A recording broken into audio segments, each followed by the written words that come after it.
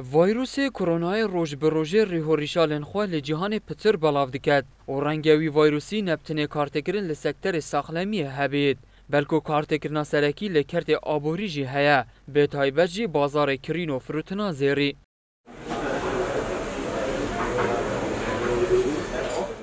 اوجی بازار زریه لدهوکی و دمک بو بهای ایک گراما زری لوی بازاری گهج بو 71,000 دینار عراقی اونو که برجه کابرچاف جوی بهای خواه یه جاران هاتی خواره زرنگرجی به حسل اگران دکن. ما 67,000 عراقیت کری 68 نیوا ما خلیجیت کری 67 نیوا عراقی ولی هات گشته تقریبا حتی 62 ما کرد تقریبا 4-5 جیبه بود دو روزه دا انهیارا کتت بورصا زیری دار عالمی اتفروت نه كريار جلكو كيما يعني اغلبها خود تاجيل كري خاصه ابد بيكو بين وزير جرام بود اغلبها ملت خلق فروشت يعني النف مدى اغلبها يعني تشي بيجي حشتي بيبت فروشن المسبب الرئيسي يا بلندبونا زيري تشبي كورونا شركة دنياي حمي اقتصاد حمي انهيار كتي بطالة تشبي أبا حمي وقت أف سببا نمينة زيري جارك دي وكي بري ليتا بري كورونا بيتا وأف دنيا حمي تيجودا زير بچند بي 5 بي 5 بي وگاوه 6 وگاوه وقتی ها خواری ها بري هنگه چوبي هفتيا زير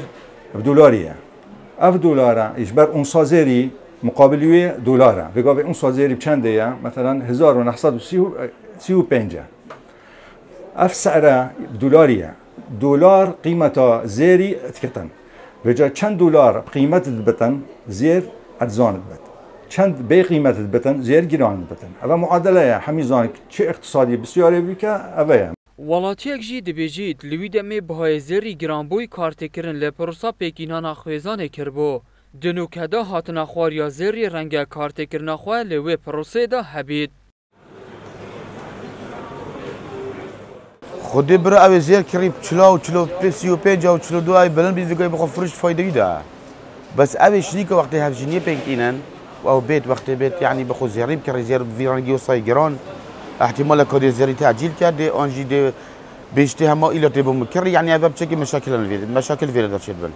لگوری دیتنا شارزین بیا و زری دا کار دکن و چنده پشت راز دکن که آباردوخه لولاتان روی دیدن و بلندبون و نظمبون بهای دولاری حکارین سرکینه لهمبروان گورانکارین بسر زری دادهن لوران او پیشبینیا و چنده ناکن که چه گورانکاری بسر زری داهد